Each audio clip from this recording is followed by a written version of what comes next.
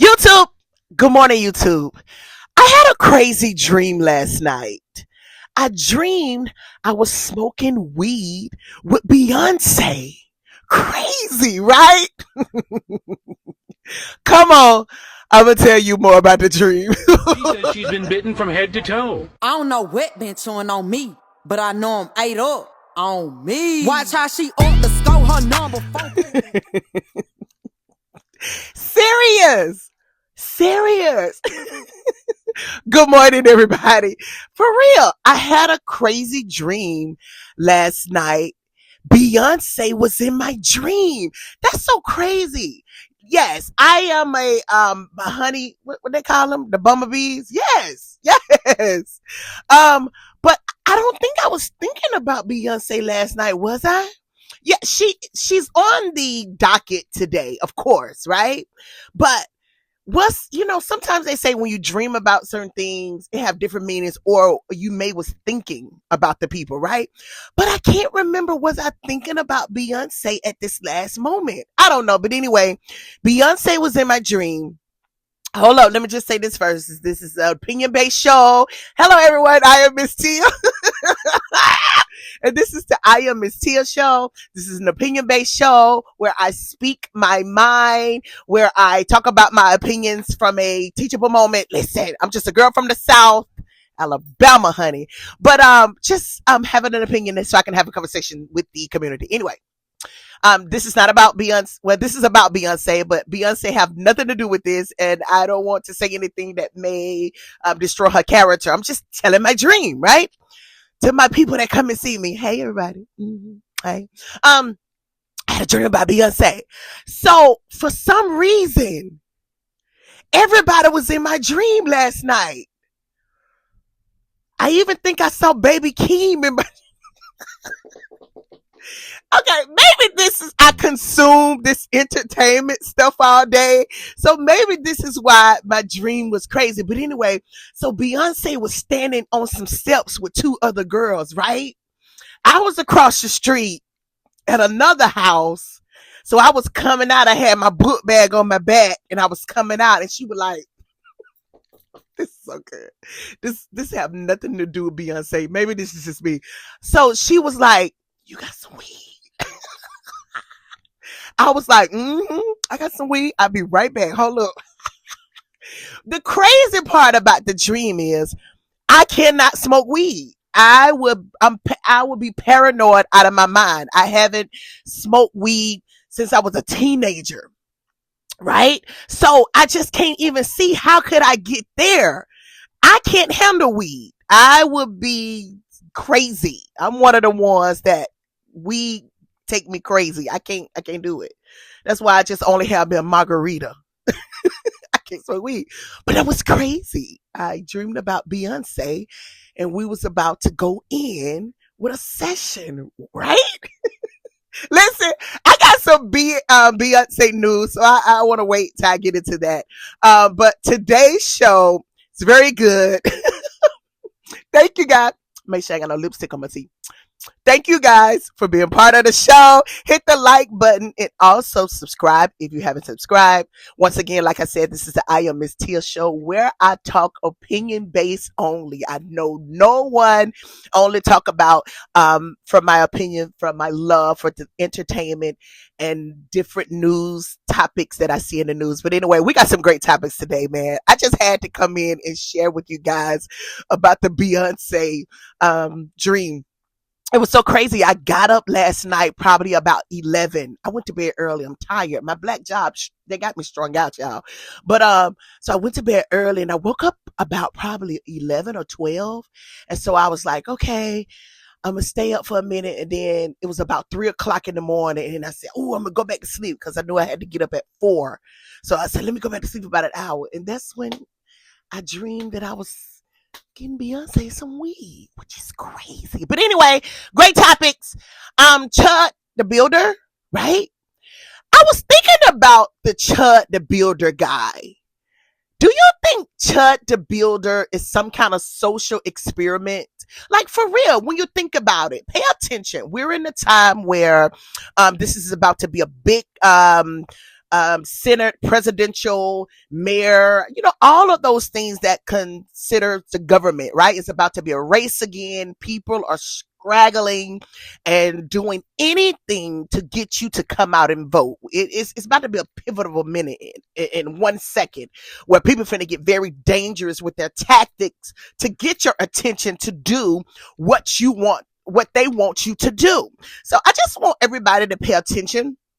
So as I'm watching Chud the Builder, right? Like everyone else, right? I've been watching him for a couple of weeks now, but really last night it came to me. Is he a part of a social experiment? Is he pushed on us for an emotional moment?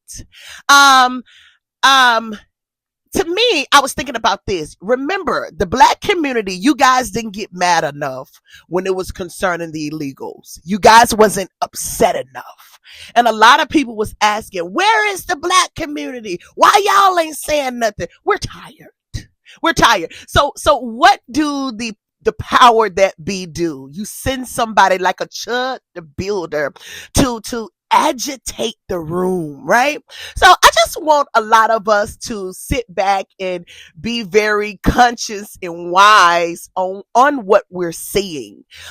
For him to be able to go this far without no one's saying anything about it, like from an elite perspective, no one is saying anything. It kind of makes me wonder. I'm like, I'm watching some of your elitists. None of them have too many things to say about it, and it's really affecting the lower seats. And everybody know you need the emotion from the lower class, because that emotion fuels this machine, right? Ooh, this is good. So as I was thinking about him and I'm watching him, I think he's more of a liberal type of guy, but he's masking himself like he's conservative. He's walking around hollering Nazi and I'm an American and see what happened when I want the people that look like me to be very careful how we give our energy to these things, because I do feel it's a play. I feel like it's a play. I feel like he's a plant. Once again, you guys are not emotional enough. And throughout history, it have always been, this is how they get you guys emotional. So, I'm watching and I want you guys to pay attention too. This is an old play out of an old playbook when it's getting ready for voting. If you notice, right? He's camouflaging as something else, but I do believe he belongs to other things. Do you remember the movie Monsters Inc? To be honest with you, it was one of my favorite Disney cartoons movies, right? Monsters Inc. If you haven't watched that movie, go and watch the movie. The movie was circled around these monsters who got energy from fearing the children, right? They needed the children to be feared. They needed the fears. They needed to be scared. So when they went in the room and they scared the kids, the machine fueled with the fears of the kids. Man, listen, pay attention. This what goes on, and everybody know they put stuff like this into the movies of what goes on, but this what happens. People need your energy. People need you to be feared. This fuels the machine of this thing that we are part of in this world, America, right? So just pay attention. I don't believe we're done. I believe we'll have another Chud the Builder in a minute once everybody figure out that this may be a play, right? Very crazy. You don't even have a local police officer at the point saying, hey, stop. So it makes me say, what's going on? This picture is bigger than what I'm seeing. So listen, that's just my thing about that. What do you think? Leave a comment in the comments. Tell me what you think. Okay, let me get started with the show. Listen, I was also, this week was crazy. I was thinking about my father, right? My dad was very wise. And I think I talk about this all the time, but one of his saying came up to me this week. This is why I tell the guys, be in your daughter's life. It's so important. You may think they're not listening, but when you plant those seeds, it comes back to them. It comes back up. But anyway, so I'm hearing my dad's words this week, and this was one of his favorite what they call those words, I can't think, when you say little synopsis and stuff like that. But anyway, um this was one of his favorite ones. He always used to say, give me my flowers while I'm here, because when I'm gone I cannot smell them. Man, he used to always say that. And being a young girl, I never understood what he was saying, but he used to always say, give me my flowers while I'm here, because when I'm gone I can't smell them. So today's topics, it reminds me of a lot of this stuff. We got Young Thug, we got the Met Gala. I'm talking about No Doubt, the group, Carlos Miller, Young Thug. Okay, I said Young Thug. Many more. But anyway, so he used to always say that. My daddy had a lot of different sayings that when I was young I couldn't understand, but now that I'm older, I kind of understand. I get it. So he used to always say that, give me my flowers while I'm here, because when I'm gone, I can't smell them. That can go many ways. People could interpret that many different ways. I always felt like he was saying, love me now, appreciate me now, tell me how you feel about me now, because when I'm gone, I can't hear it. It means nothing. It means nothing. So that's what I would say today. That's the word of the day. Tell people right now that you love them, because when it's over, it's over. You don't get a second chance with this thing called life, right? Um, um, so the topics. Let's go here. I'm gonna grab that again. Watch. In a minute, I'm gonna grab that saying again, because that came to me this week. Let's go here. Complex top 35. Had everybody going crazy this week, right? When I paid attention to it, I had to sit back and watch it for a while, because at first I was like, interesting, right? So, but when I thought about it for a while, I sat on it for a minute. I said, you know what? The list is right. The list is right. And I know a lot of people may say, no, it's not. Yes, it is. I think it's very accurate. First of all, it's complex. And I think DJ Academics was number one. Joe is number two, the Joe Budden podcast. Number three, DJ Vlad. Four, Jadakiss and Charlemagne. Five, Joe, what I said, four is Jadakiss and Fat Joe. I'm sorry. Number five is Charlemagne the God. I guess the Breakfast Club, and many more. I cannot talk about everybody else. I'm just doing top five, and I may come and grab some more people. But I think the list is accurate. And the reason why I say top media and it's accurate, DJ Academics he's the top hip hop media for this sector, because he brings destruction, right? He reports on all the bad in hip hop. Remember, a lot of these people are being used to destroy the genre. So that's why I look back and I watch the list and I say, I think it's right. And a lot of these platforms, 1 through 5, a lot of these people do not just specifically talk about hip hop. They go off into the gossip sector, if you notice. So it's they don't really all talk about hip hop, because I don't see any stars being broken. I don't see any people being pulled up to be recognized. And, I don't see that. So it's more than just hip hop. A lot of these platforms are doing a lot of gossip stuff. But Academics being number one is accurate. He's the number one destroyer of this genre. Yes, he is. A lot of his news is a lot about who's killing who's telling, who on their way to jail, right? I'm surprised Wallow and Gilly wasn't higher, right? Because everybody that goes on their platform go to the federal prison, right? If you notice, right? I can see DJ Vlad being number 3, because he only talks about the gossip and the destroying of hip hop. I never see any good news coming from his platform. Never. So I think the list is accurate, to be honest with you. I saw a Nadeska. I saw what's her name? Laura LaRosa, right? Which I don't even think Laura LaRosa speaks about hip hop. But listen, this is a boys club, right? You got to be into the club. And I think they have a script of what to talk about because they all kind of talk about pretty much the same thing, right?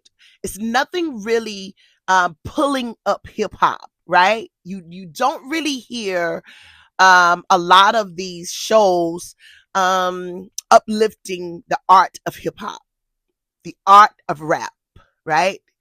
You got people who talk crazy about a lot of stuff. I think they said that it's no creative lanes. None of these platforms are creating lanes that we could follow, to me, right? Because I don't really want to talk about who's killing who.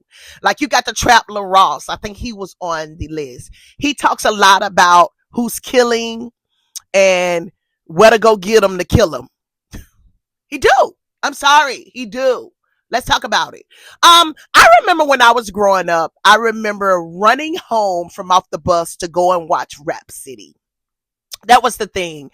And I remember when I think it was Chris Thomas at the time, right? You remember the comedian Chris Thomas was the host of Rap City, the first host, the mayor, funny. I was young, but I remember this. And then, MTV came on the scene where they tried to copy or be in the same lane to kind of compete with Rap City, right? So they came with Yo MTV Raps, remember?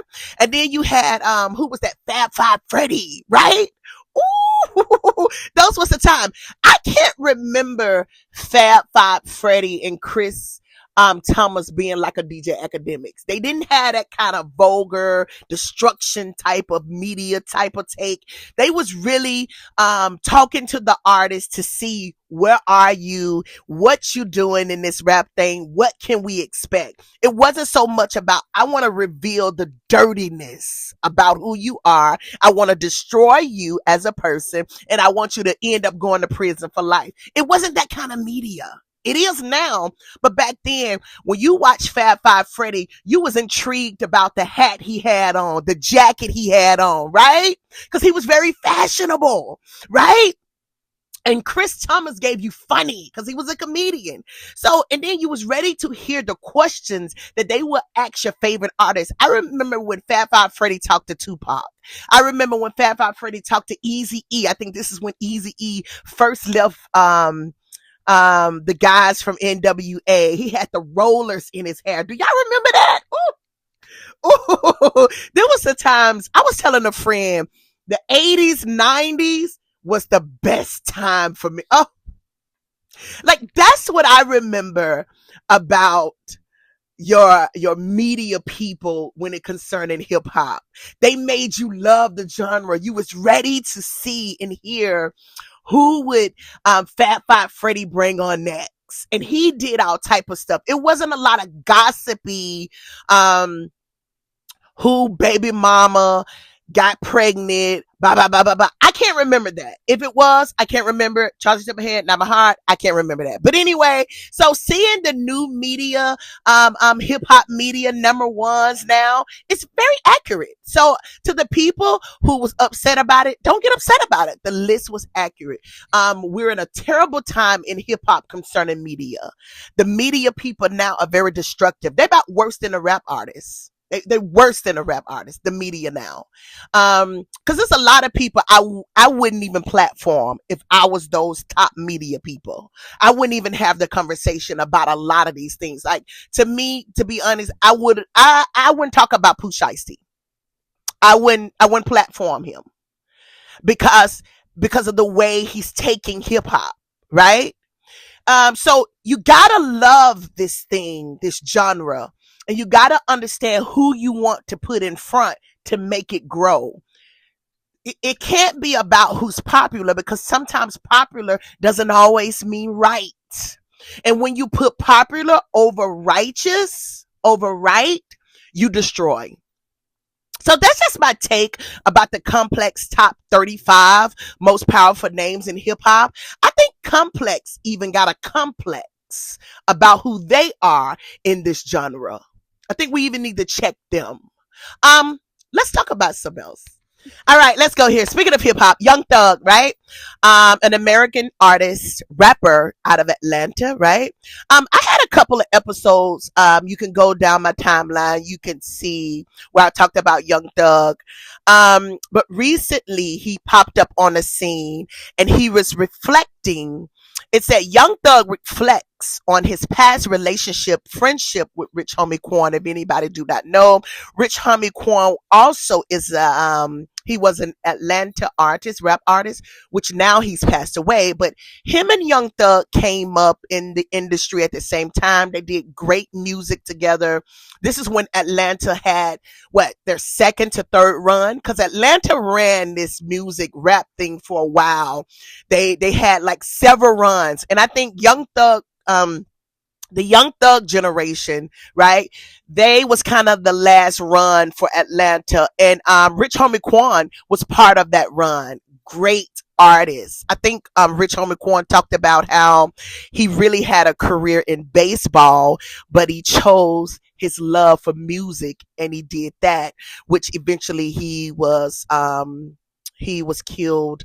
I think he did something concerning overdose, some situation with self-inflicted things. But rest in peace to Rich Homie Quan, great artist. Go and listen to his music, great artist. You can hear his sound now. I even tell people when I hear Ghana, I still hear Rich Homie Quan. That's how effective Rich Homie Quan's sound was. His aura. You can hear it now.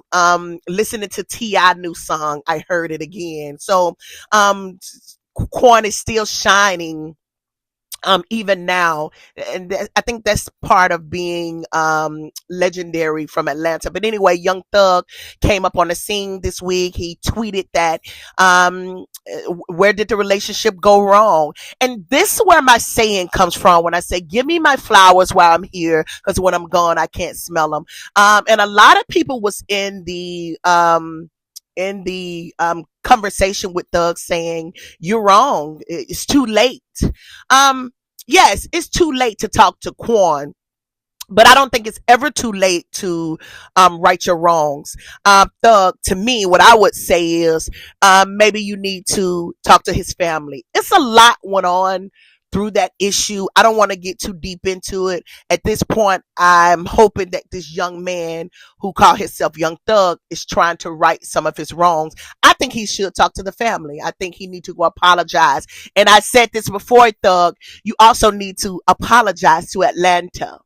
Um, such a you had such a moment, a gift, and I think you just misused it. You know, sometimes when a lot of us don't have structure with our power, we can be very destructive with it. And Young Thug to me was one of those young men who really didn't have any guidance with the power he had, and he kind of used it in the wrong way. So now he's talking about how friendships went bad. It's no longer no need to go down that road again, Thug, right? That's over.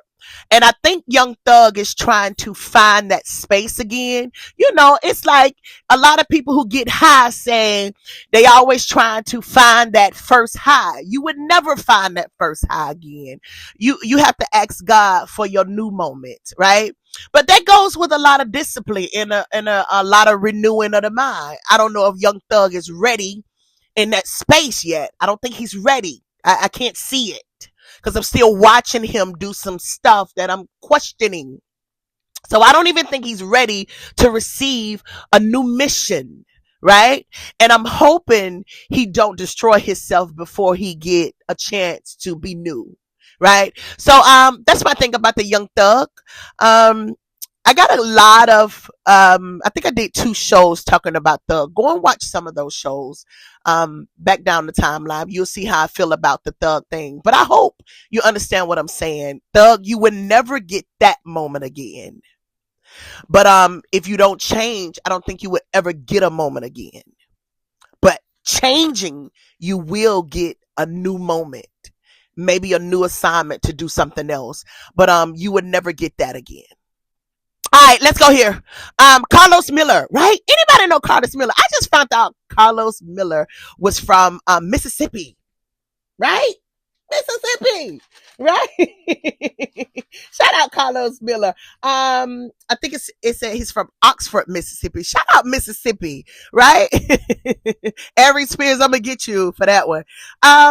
He is. It says something about he aired out Nick Cannon for allegedly lying about the Wild 'N Out firing. This is what's so crazy when you go on the shows, and I think Nick Cannon just did a sit down with Shannon Sharp. By the way, Shannon Sharp was part of the Hip Hop Top 35 media. Crazy, right? Shannon Sharp. I don't ever see Shannon Sharp talking about hip hop. That's why that surprises me. But he's in the gossip section, so I get it. I understand, and it's a political thing, so I understand that too. So Nick Cannon recently went on the Shannon Sharp show, and Shannon, being Shannoning, asked Nick Cannon about Carlos Miller and what went wrong in their relationship. And Carlos Miller spoke out about it. Nick Cannon said something about Carlos didn't fit in well with them people. Let's be honest. Nick Cannon expressed that a lot of people behind the scene didn't groove with Carlos. And to be honest with you, I felt like Nick Cannon, that was ugly. It's just certain things you should keep out of the discussions with other people. Like those kind of conversations should have only been with Carlos. Like I don't think Shannon Sharp should have received that, because it comes off as messy. Maybe Nick Cannon could have did something like, it just was a time where everybody didn't mesh. He went so far as to say the people didn't like Carlos. They didn't like him being too expressive. They didn't like he was too opinionated in voice. They didn't want to hear it. He couldn't mesh. He didn't. And so I can understand why Carlos Miller felt some kind of way. Like you discussing my business with someone else. So Carlos Miller hit back. He said, you a liar, and you know why them people fired me, because you was there. Shout out to Nick Cannon. Listen, I'm just reporting the news. You said it. Now, if you wouldn't have came out and told us, I wouldn't know about it. But Carlos Miller's right. I think that wasn't the place for that conversation about him. If anything, Carlos Miller should have had that conversation himself with Shannon, right? But hey, Nick is the boss, and he didn't talk back to Carlos, which shows he's the boss. But I can see why Carlos Miller feels some kind of way. I can see. But it's the business too. And this is for people who's getting into any business. One day you here, one day you could be gone. That's just business. One day you may fit in, the next day you may not be of value to partners. That's just the way it is. So that's why you have to pay attention and kind of prepare yourself for just that. Because some days people may just say, we're cutting the roster. We're cutting down so many workers. We don't need everybody, and you may be one that they decide to get rid of. It's just business. Don't take it personal. And as I'm watching the entertainment business, as I'm watching from the outside, it's like that. One day you could be wanted, and the next day they may not want you. So just be prepared for that. Another one of my dad's saying, save up for a rainy day. Oh, because it's going to rain. So it's business. So take that into consideration, Carlos Miller. And for people who want to get into this is business anywhere. You may walk into your 9 to 5 and they may say, hey, we cutting back. And since you was the last one hired, you the first one fired. That's business. But sometimes we get friendly with people and we miss that part of that. This is still business, right? All right, let's move on. Let's talk about something else. Who I got? Speaking of Mississippi, Aries Spears. Did you guys see this? Aries Spears was on the Dion Cole show. You can go on YouTube and you can see this. But he was talking about how he do not like to do shows in the South. He said people in the rural South, right? He don't like to go too below the belt because he feel like they too country and they're illiterate. I'ma help him say what he thinking, right? What he's trying to say, what he don't want to say. He said he don't like to do shows with them. He talked about how someone was at his booth buying a shirt and they were speaking what ebonics or a southern slang that he considered to be illiterate. Uh, right? So this can all be in jokes. It could, but it also could be very offensive, Aries Spears, to people out of the South. I'm gonna say this, because I'm a girl from out of Alabama, honey. Listen, one thing I know about them boys in the South, they ain't begging another nigga for extra $200. Huh? No, no, no. You'll never catch them on the screen, honey, begging for an extra $200 for telling all your business to people, right? So maybe you can learn something from the people in the South because they pretty much own everything that they have. So that's something you can be taught. A lot of those people out of the South are they got cake, honey. They own a lot of their things, right? A lot of them is very wealthy. They have capitalized off the trade business. These are farmers. These are a lot of people who make a certain amount of money a year and live comfortably in their mansions, honey, in the South. So don't you ever take that they may sound different from you as a form of not knowing or broke, huh? They can help you with that. Right? Right? Shout out to the New York people, but sometimes the New York people always has this disdain when it concerning the South, right? You come down here in the South, we'll teach you boys how to cut your grass. Mm-hmm. You can make a very successful career off cutting grass. You ain't got to beg another man for money. We'll help you find a great trade that'll fit yourself, honey.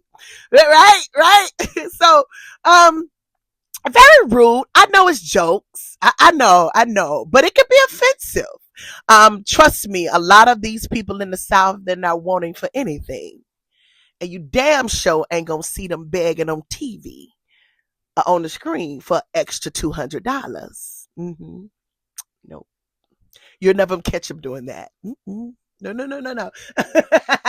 So Country Wayne said something to Aries Spears, right? Country Wayne is a prime example of a country boy who got it out the mud, right? You can learn you some. How you like that one, Aries? You can learn you some.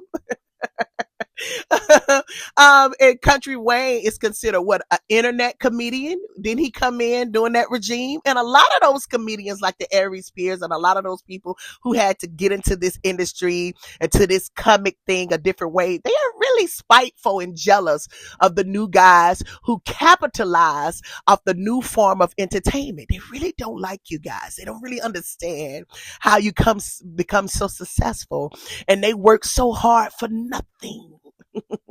Ooh. Let me get out Aries Spears, right? Because I don't need them crying. I can afford a makeup artist for you, honey. Ooh. Let me go here. The Met Gala was so good. Did you guys see the Met Gala? Right? Beyonce.